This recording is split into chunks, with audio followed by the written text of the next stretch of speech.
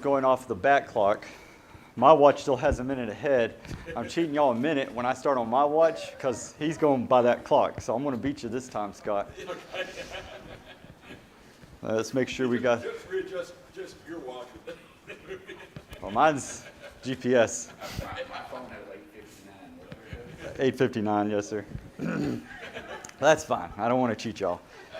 We'll let... We'll let Brian have a moment to pull up the slides.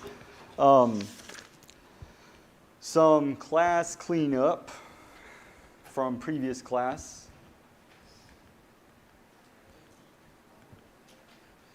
We've talked Daniel, we've talked Esther. Today we're going to talk Joseph. I did make a change. I have not gotten any word otherwise. So I'm putting Peter and David at the end. We'll aim to try to talk all of these people. But if there's two people that I'm not going, that I'd much rather, if I got to lose somebody, I would much rather lose them because we're not going to have enough weeks now to dedicate to everybody up on the screen. If y'all noticed me in the past, whenever y'all are making a comment, I'm up here writing. Well, I realized something. Now that we have YouTube, I can go back and read your comments and take that and put it back into my notes at that time. Which means when you're now making comments, I can be fully engaged and listening, okay? And when you make a comment, I think it was Socrates, the way he would ask questions of people when they made comments to help them kind of guide through their comments, and I'm going to do the same thing. With that said, because I'm going to go back to YouTube, please wait for the mic to come up. So that, first off, everybody here can hear you. But second, when I'm going back to add your comments to my notes, I will know what you said. I would appreciate that. Last class, I really like classes that after the class is done, I get more comments. There is one that I wanted to share. Actually, I would like for Mike to share it.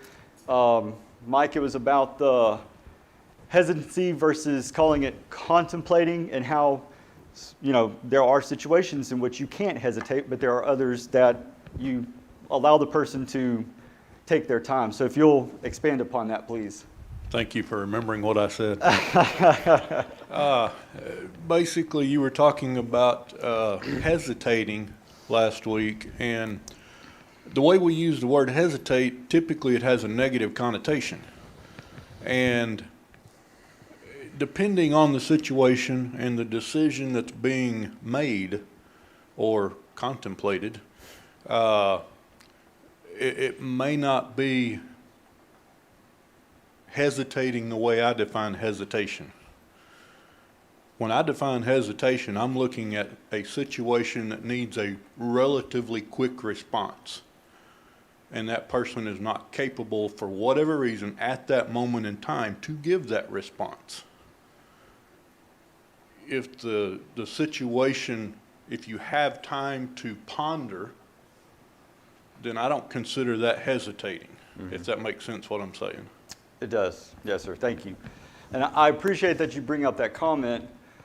In the military, there's probably plenty of situations in which there is no hesitation. Everybody's agreed. The grenade jumps in, we've got to respond. We've got to react to that right now. I'm a glass half empty type of person. So when I look at things, I say, why are we hesitating? Mike might look at it differently in a positive light and say that person needs more time. And it's important for us to recognize these things. We talked a little bit about Esther and risk, okay? Is there different extremes of risk that people have? Some people, they are risk takers. Some people are very risk averse. So I am okay with risk. I've made the decision. Let's go this route. But I have to understand the other person, they might need more time to get to a point to which they can make that decision. So it's important for us to recognize these things. And Mike, thank you for pointing that out. I especially like the fact that I might call it hesitancy. Mike is calling it contemplation, and you might use another term. Okay? Use a term that works for you. With that said, Mr. Bolin.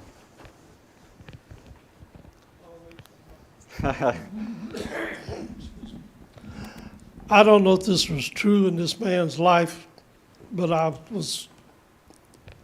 remember very well a comment one time that David Crockett made in a movie. And someone asked him something, and he didn't respond right away. And the guy repeated it and says, I asked you such and such, and why aren't you answering? And he said, well, his father always taught him to think twice before he answers. And he was thinking the second time. Mm-hmm. Sometimes we may need to think the second time before we respond. Mm-hmm. Or from your comment last week, 30 times before we respond, right? That's right. Okay.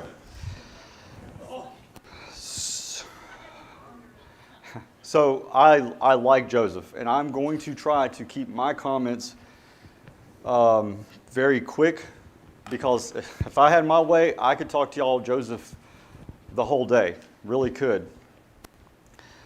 If I ever got to sit around a round table with some other guys who I really would love to meet, it would be Joseph and James, the brother of Jesus, John Adams, my favorite founding father, and me. I don't know if it's coincidental that we all start with J. I don't know if that's saying something, but those are individuals, and especially Joseph, who they had some bad things happen to them, but they got it done, you know.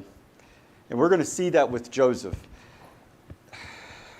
One thing I really like about Joseph is no matter what situation he was in. I mean, life handed this guy some pretty bad circumstances. Greg, in his class a couple months ago, talked about Joseph's family life. Y'all remember that? I mean, people like Reuben and Judah and Levi and Simeon, those were not good guys very much, were they? So already his family life was pretty bad. His own brothers sell him into slavery. And yet he rises up to the top there until he's the second in command. Then he's falsely accused, sent to prison. But he again rises to the top until he's the second in command there. And I think about myself, and I think about how I don't have those dire circumstances. And yet when bad things happen to me because they don't go according to what I thought the plan was going to be, I can get upset. And maybe I get pouty. Maybe I should say we can get pouty. And we can get jaded. And we can say, I'm done. I'm not going to support that group anymore. We don't see Joseph doing that, do we? Wherever Joseph was, he got to work to make that spot better. And to me, that's something we see in the Bible. We see that very clearly. But I think it's indicative that he had an attitude, a good, positive attitude, that no matter where he was going to stay faithful to God, and he was going to help those people around him. I'd like to read, and I mentioned this a couple weeks ago in our first class, and Stephen Covey, he read this book, and it's what made him start thinking about the 7 Habits of Highly Effective People. But this guy, Viktor Frankl, he was a Jew during World War II. Went to a concentration camp. Every single member of his family, including his wife, were killed in the concentration camps. He was not necessarily a psychologist. If I recall, he was a professor. But he actually approached the whole situation as a learning experience and an opportunity. And there were some things that he realized that helped him get through that concentration camp. So I'm going to read some of these passages. And I want you to think about Joseph. Now, Joseph's not in a concentration camp, but I'm pretty sure if your family sold you into slavery and then you've falsely been accused and go to jail, you're in some pretty miserable life conditions, aren't you? We who lived in concentration camps can remember the man who walked through the huts comforting others, giving away their last piece of bread. They may have been few in number, but they offer sufficient proof that everything can be taken from a man but one thing, the last of the human freedoms, to choose one's attitude in any given set of circumstances, to choose one's own way. And there were always choices to make. Every day, every hour offered the opportunity to make a decision which determined whether you would or would not submit to those powers which threatened to rob you of your very self, your inner freedom, which determined whether or not you would become the plaything of circumstance, renouncing freedom and dignity to become molded into the form of the typical inmate. Seen from this point of view, the mental reactions of the inmates of a concentration camp must seem more to us than the mere expression of certain physical and sociological conditions.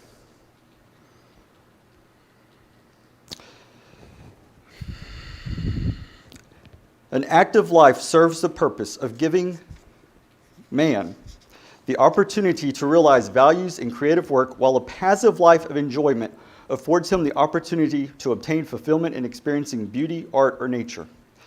If there is meaning in life at all, then there must be a meaning in suffering. Does anybody disagree with me when I say Joseph suffered? Head nods. I need feedback. Everybody agrees. Okay, good. What Viktor Frankl found is that the people who chose their attitude, and they chose to have a positive attitude despite their circumstances, found meaning to the suffering that they were undergoing. Victor says one of the things that helped him was he'd say, when I get out of this situation, I'm going to teach others about it. I'm going through this suffering because when I am out of it, I'm going to tell others how bad it was so that we make sure this doesn't happen again. And he talks about all the other inmates who they did not make those choices. They did not choose a positive attitude. And therefore, they did not make good decisions to help their fellow inmates. And most of the time, they made decisions that, nah, I'm giving up. And he talks about a few stories of the people who gave up. When we don't like our circumstances, and what was it said exactly? I've unfortunately lost my page now. Oh, got it back. A decision which determined whether you would or would not submit to those powers which threaten to rob you of your very self, your inner freedom, which determined whether or not you would become the plaything of circumstance, renouncing freedom and dignity to become molded into the form of the typical inmate. When we gripe and complain about the situations around us, to me, that's us choosing to not take a positive attitude. Joseph chose a positive attitude.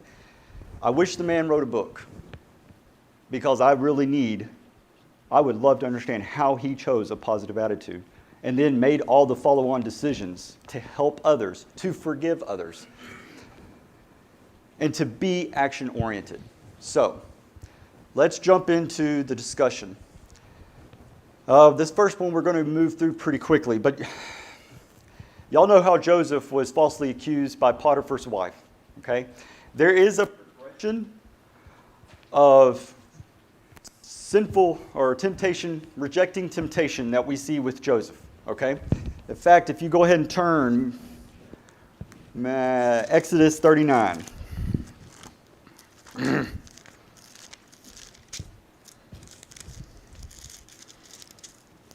Starting in verse 7.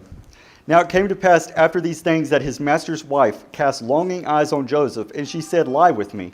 But he refused and said to his master's wife, "Look, my master does not know what is with me in this house, and he has committed all that he has to my hand. There is no one greater in this house than I, nor has he kept back anything from me but you, because you are his wife. How then can I do this great wickedness, and sin against God? So it was, as she spoke to Joseph day by day, that he did not heed her, to lie with her, or to be with her. But it happened about this time, when Joseph went into the house to do his work, and none of the man of the house was inside, that she called him by his garment, saying, Lie with me. But he left his garment in her hand, and fled, and ran outside. And then the rest of the story, Potiphar comes home, and what does she do? Hey, look, the Hebrew slave that you brought in this house, he tried to lie with me. She falsely accused him. So what we see here is, first off, there was a verbal rejection of the temptation. She says, lie with me. And what does Joseph say? No, that's a sin. It's a sin against my master, and it's a sin against God. How can I do this? I can't do this. And sometimes when we have a temptation, that verbal rejection is enough. No, I'm not going to go hang out with this group of people. Thank you for the invite, but I don't believe in those things. But sometimes no is not enough. Verse 10, it says, he did not heed her. Okay, so when I think of somebody heeding, it's a little bit more than just they asked casually and you said no. It's more, what did she do it? How often did she do it? Day by day. He did not heed or listen. So sometimes we're going to have that temptation, and no is not enough once. You're going to have to say it continually. Also in verse 10 it says, or to be with her. Okay? He's trying to, when she's around, he's trying not to be. For those of you who might teach, one of the things I always like to do is keep my door open, especially, and I've not had it for a while, if I have girls only in the classroom, because I want it to be very obvious that there's nothing going on. You think about youth ministers, and we've had this circumstance in some religious circles. Here they are, they have a prime opportunity, and maybe they're tempted, and then because they're there, you have the nearness of those little children, and they take that opportunity. Joseph wanted to make it very clear, I'm not going to be with you. I'm going to stay away from you now. That way I don't even have to listen to you. But the temptation is no longer going to bother me. But sometimes even that's not enough. What does he do in verse 12? It says he flees from her. Okay, drastic action. That makes me think of Matthew 18, 9 through 10, where Jesus says, if your eyeball causes you to sin, what are you supposed to do? Pluck it out. Now, this is a little drastic. What if you have a problem? We always come up on television or computers, and we say, oh, they're so great. But yeah, there's this potential that you could go look at pornography. Or you could do other bad things. Sometimes the drastic action might be you have to throw that thing away.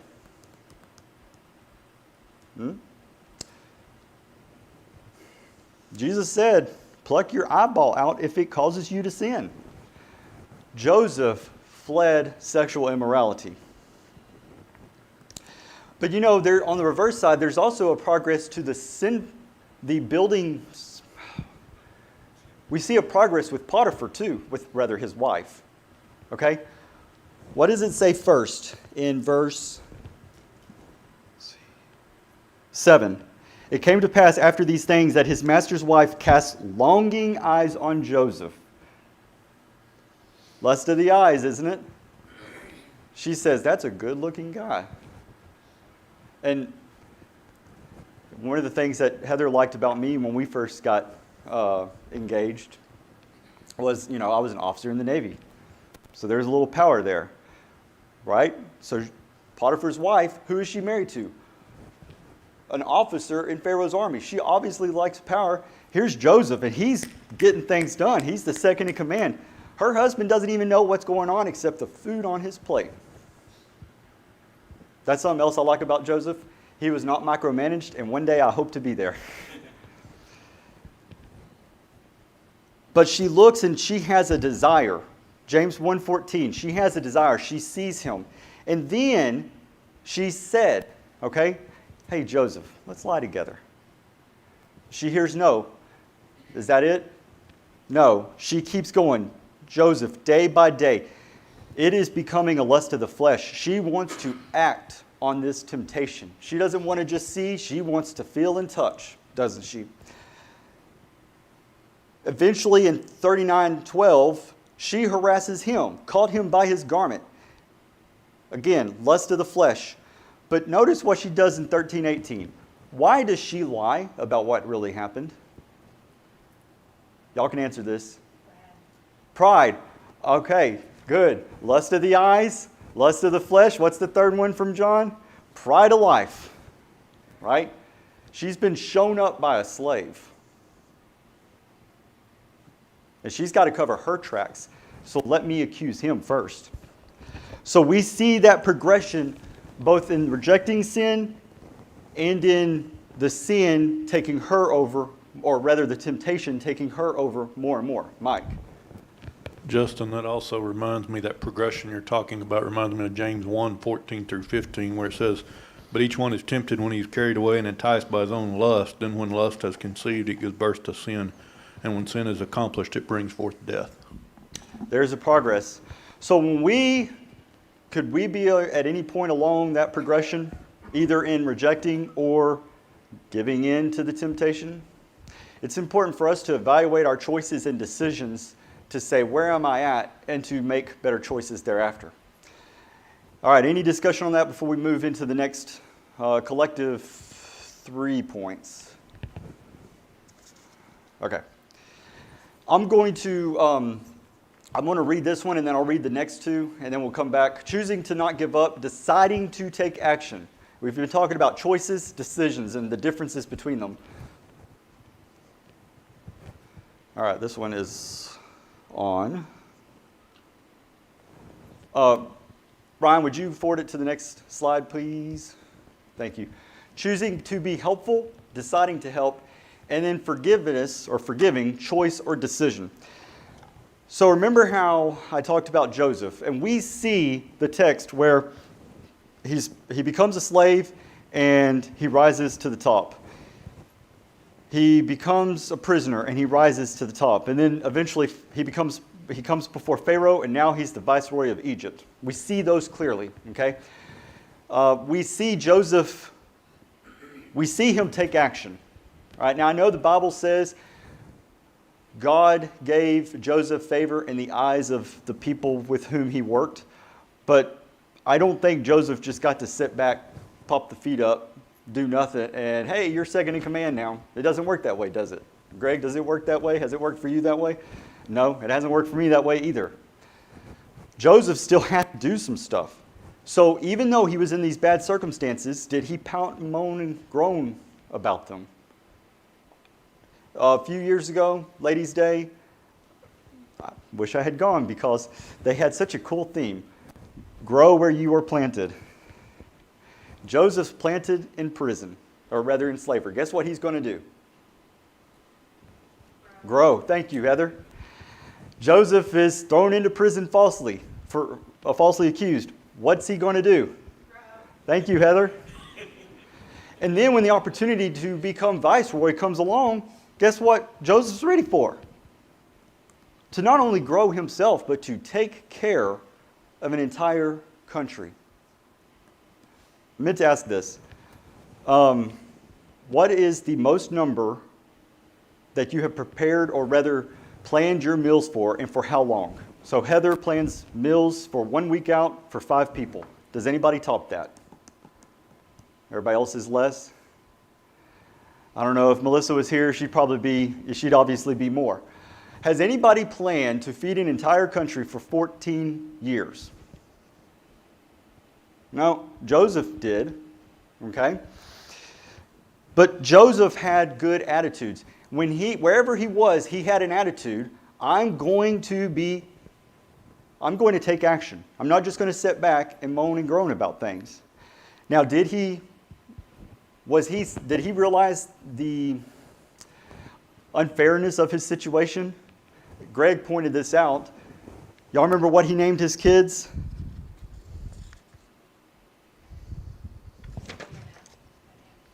Say again. Yes, okay.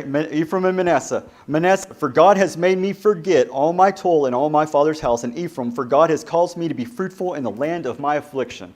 Did Joseph know? He didn't just go around and be like, it'll be okay. Was there still some turmoil inside that he had to deal with? And I don't know if when these situations happened to him, if he gave himself that grief period to get over. But at some point, what did Joseph turn around and start doing? Taking action.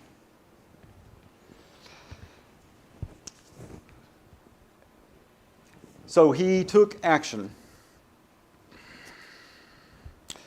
Was Joseph also helpful? We in our American way, if I would imagine if we were sold into slavery, do you think we'd be helpful to the master? What did Paul tell servants to do with bad masters? Be obedient to the good and the bad. Now, I don't know if Potiphar was a good guy or a bad guy. What about when the baker and the butler come to the prison? Y'all remember that story? Joseph's coming along. He notices something wrong with them. And he says, what's this? Why are y'all sad? Here is Joseph. Okay, he keeps falling. But he's not become jaded about it. He wants to be helpful. And then forgiveness. And we'll talk about forgiveness here in a moment. Well, actually, we will talk about it now. Joseph had an attitude of forgiveness. Who were some people he forgave? His family, his brothers. That's very clearly out in the Bible. But there's some other people who did him wrong. And the Bible doesn't say that what he did with them. I don't know, but I feel like he would not have gone back and retaliated. Who are some people that did Joseph wrong? Forgot me for 2 years. Now I'm his boss. Guess what I'm going to do? I don't know. I don't think Joseph would do that because he had that attitude of forgiveness. I heard somebody else. Potiphar's wife. Potiphar too. Right? Yes. So there are a lot of people that Joseph, they all treated him bad. And when he was second in command, that could have been an opportunity. But he didn't take it. He had that attitude of forgiveness. He had an attitude, I want to be helpful. He had an attitude that I want to do what I can to serve God. Here's what I'm saying. When you choose to have that attitude, when you come into a situation in which you have to then make a decision, it's going to be a lot easier, at least in my experience, to make that decision. Every day as I go to work, there are about 20 critical feet. As I am walking to my workstation, I either choose to have a good day or I choose to have a bad day. If I choose to have a bad day, every decision that I make thereafter, guess how I'm going to make it? Why are these people bothering me again? That happens a lot. Oh, why didn't he go to the plan? I can't believe this. Okay? If I choose to have a good day in those 20 feet, how are my decisions going to be framed? What's the context now? I'm going to be looking for positive. How can I use this as an opportunity to train this individual and to develop this individual because they're coming to me, they don't know? How can we get back on plan? Instead of blaming what went wrong, how can we get back to where we wanted to be? Or maybe we need to go in another path. Joseph had that internal attitude of forgiveness so that when his brothers came to him, there was only one decision to make. Remember, a decision is you follow a process and say, this is what I'm going to do. His brothers come to him, and Joseph is able to say, after all these decades, you meant it for evil. Did Joseph clearly know his brothers meant it for evil? He heard them. He saw what they did. But God meant it for good. So sometimes when we are not helpful, when we're not forgiving of a situation, when we're not taking action, it could be because we don't have the right attitudes to do those things. We're not choosing to be helpful in general, so that when an opportunity comes, we decide to help. We're not choosing to have a forgiving nature, so that when an opportunity to forgive comes along, we're not deciding to forgive. Any questions on those three before we move into the last one? Heather.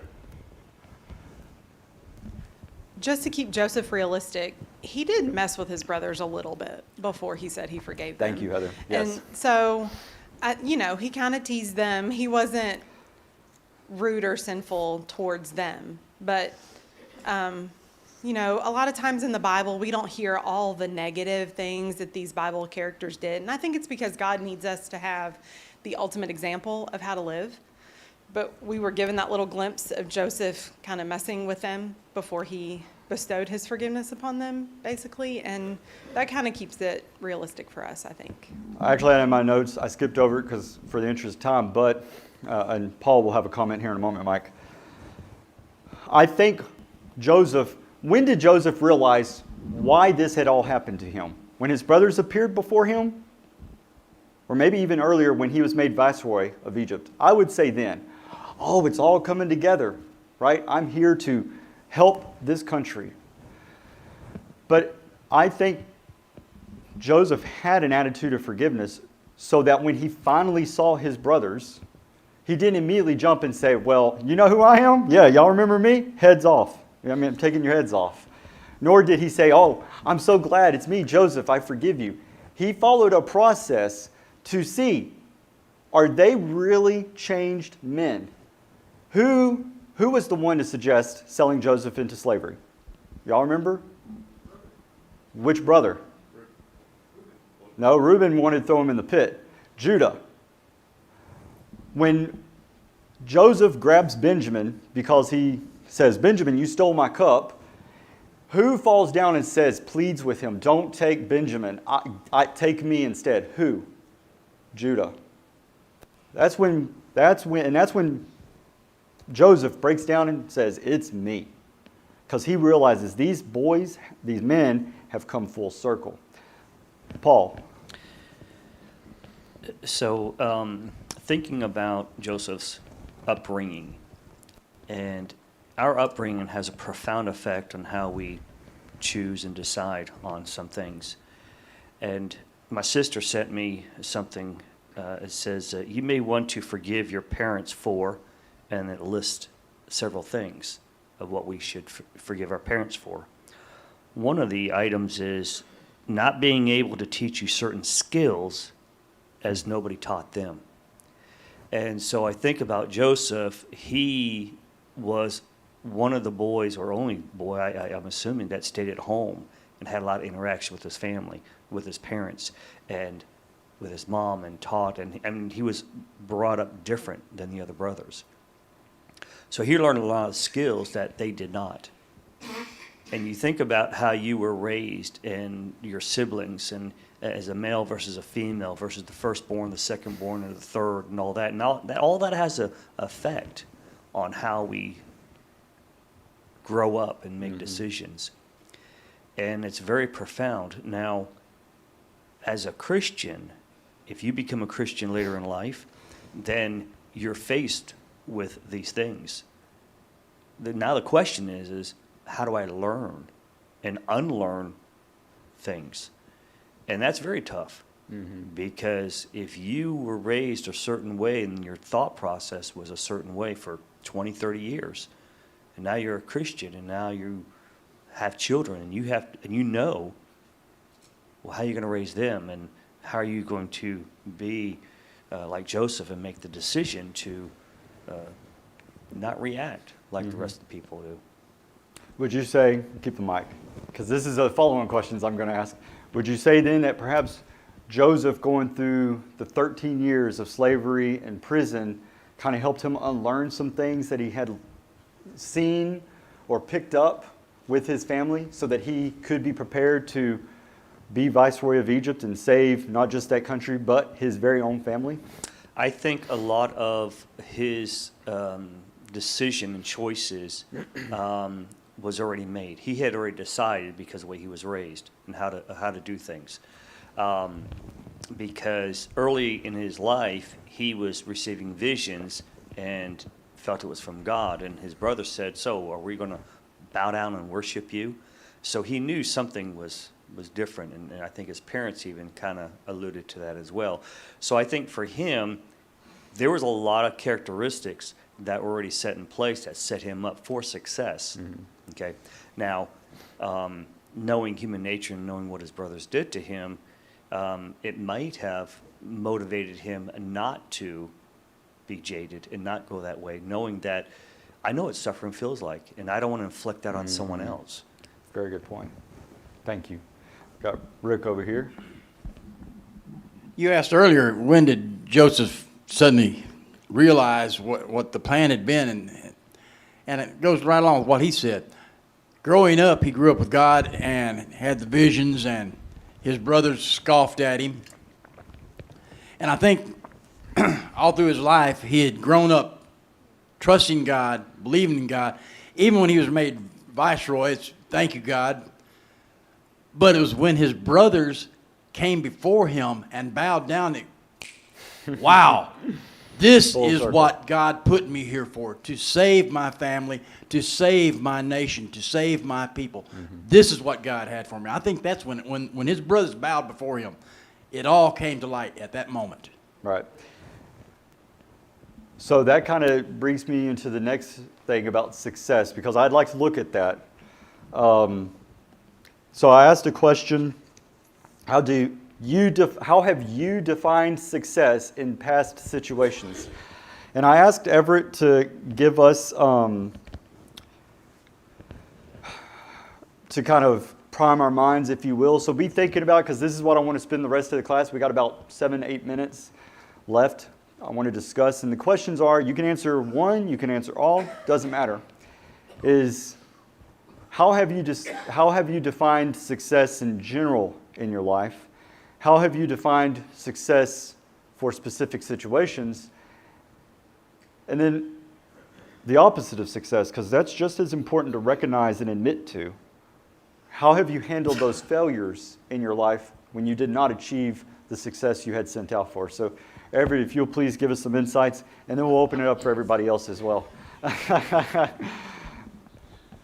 I don't know about insights, but just a couple of stories, I guess, from Bless you. and as we have life experiences, and I'd like to share one from years ago. I was probably not even 30 yet. You might want to hold the okay, mic up closer. Yeah. And I Thank was you. the deacon over education at Porter, and so we were going to have this teachers workshop. Some brethren from Kaufman were going to come in. They had a really good program. They were going to come in, and so they were going to give us this teachers workshop. So they brought more to teach than showed up for us. We had maybe 15, 16, they brought 25 or 30 people to teach this. I was very down and disappointed. I said, wow, these folks came, spent all this time. We didn't even show up. Mm-hmm. One of the elders there at Porter, he took me off in the sound room off to the side, when this was all done. He said, what were you looking for? And so he said, how are you defining success? And I laid out, hey, we would be here. And so he said, I think something will come of this that you may not be seeing. As it turns out, they had a great puppet ministry. Within a few months, someone came into our congregation, and they had left a congregation that had a lot of preschool and kids activities, and they were getting rid of some stuff. Guess what they were getting rid of? A lot of puppets, a puppet stage. That shows up at Porter. So then we have a Bible hour program. I didn't see that. He saw that God could use those that showed up. God could use what we learned, and some patience, things would come. But I had a whole different look, right? I had a great show up, a great activity, you know, and a lot of enthusiasm after that. So learn something. You know, as my definition of success was not what God's timing was. You know, and looking in kind of the work career, I've had some times where I chose not to take some paths that might have resulted in promotion because they were going to not have the right balance with family and various things. People would ask me about that. You know, really hard to explain that. But it's not all dollars and cents. You know, obviously as we know here. But then another one that when I look at things, I worked for a gentleman that he had a really bad language problem. Really, and I actually volunteered to go work for him. And I knew he did, and I knew he did, but after 6 or 7 years, he and I were good friends. He had a lot of good qualities. One of them wasn't which language was it? When we went to different work areas after that, and I was going to my next job, he said, "I want to thank you. You helped me quit saying the F word." So a lot of times it's different, and so. Yes. You know, in success in life, I think, you know, ESPN, they show the home runs. I mean, they show the strikeouts. They don't show the guy that hit the ball to second base that moved the runner to third that got the tying run before the guy hits the home run to win the game. So success comes in increments that we don't see, and that, you know, we have to be open to those. You know, the parable of the talents. Those with one, You're gonna beat me one, to three, it. five, 1, 3, 5, whatever, 5, you know, 3, 5, whichever one Yes, you sir. want to take.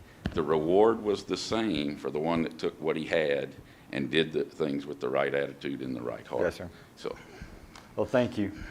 Anybody else have any other comments about those 3 questions? And I do have a few that there's a reason I asked you, because I figured you would look at it the same way I do. Please, anybody else? well, then I have a comment, basically. Oh, I retract that.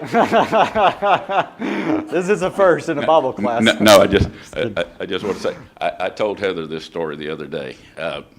Donna and I, early on in our marriage, she went to a work conference with me, and it was when they had dinners, you know, at night. If they'd have, and everybody'd go sit, so the spouses would come.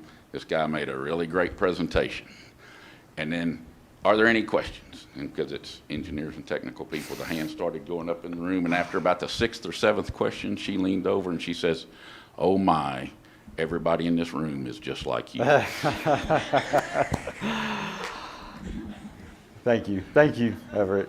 Any other comments? Heather, here we go.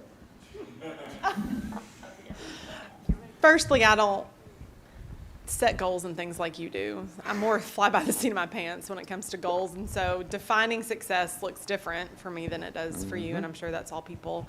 But Everett said something really important when he was telling the story about the people coming into the teacher workshop, is that he had an expectation in his head Yes. of how it would go. And this reminds me of a Thanksgiving when we used to travel to their house. We would have to drive, was it like Tennessee. 10 hours to their house?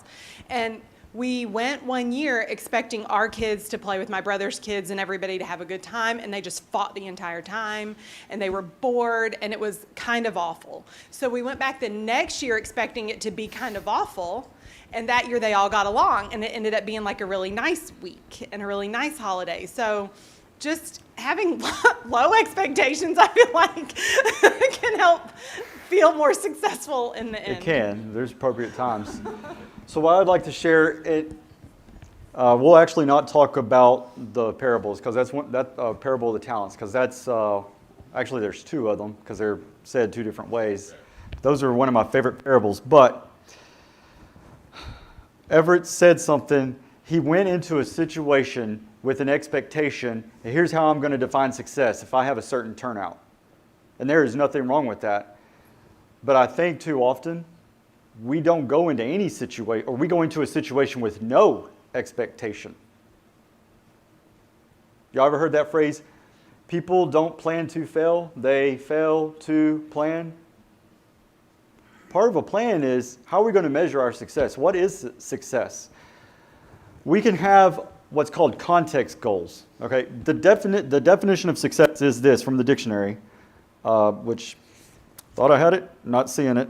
But basically it's, do you achieve what you set out to do? So that's goals, right? Did I achieve the goal or not? Context goals are big goals, like I want to be a loving husband. How I may show love to Heather so that she would say, you are a loving husband, is probably different from how Wade would do the same to Ashley, so that she would say he's a loving husband. The context goal, both of us, is loving husband. But then there's the specific situational successes. What's your context goal if you're teaching your teachers? I want good teachers. Now, the goal within this particular situation is we want to have a certain number show up and they have learned this criteria or this table of contents, right? And Everett, this is why I asked you, because you were an engineering manager back in the day. Mark, engineering manager. Wade does some engineering. Greg has been a manager in the past. And what do you have to do? Here's the goal.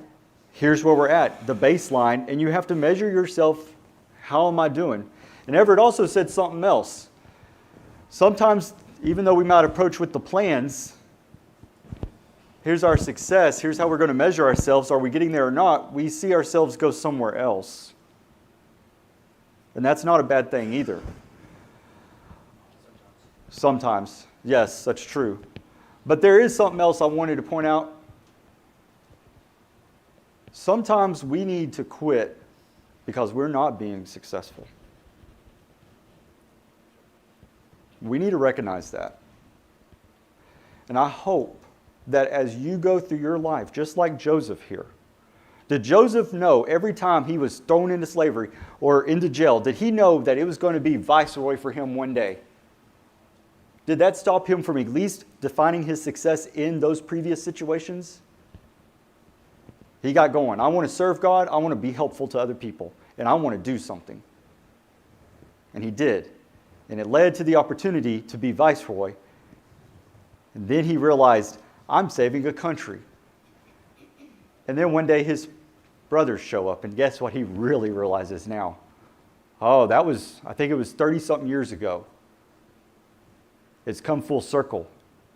I have achieved what God set out for me to do. I hope you are doing the same. I hope and pray that you are defining what does success look like in general for your life and in specific situations. I hope you are tracking it. Am I getting there? And just as important, I hope you recognize if it's not working, maybe there is something else that needs to be done. Next week, we will talk Ruth. Okay? We'll talk the choices. There are several people who give choices in Ruth. Naomi gives one, okay? Boaz gives another, okay? He chooses to show kindness and to put first things first. Think about, I love this statement. When he says, I'm going to marry Ruth, and Ruth goes back and tells Naomi, Naomi says, you just wait, girl. That man's not going to sleep until he gets it done, okay? Boaz put first things first, and we have to make a choice to do that. And I'm going the wrong way. And Ruth just chose to go a difficult path. She knew what lay ahead with Naomi. She knew what it meant to go glean from the field and be with all these men. And she also chose to listen to Naomi's advice. Okay? So we're going to talk that next week. Y'all have a good week. We'll see y'all next Sunday.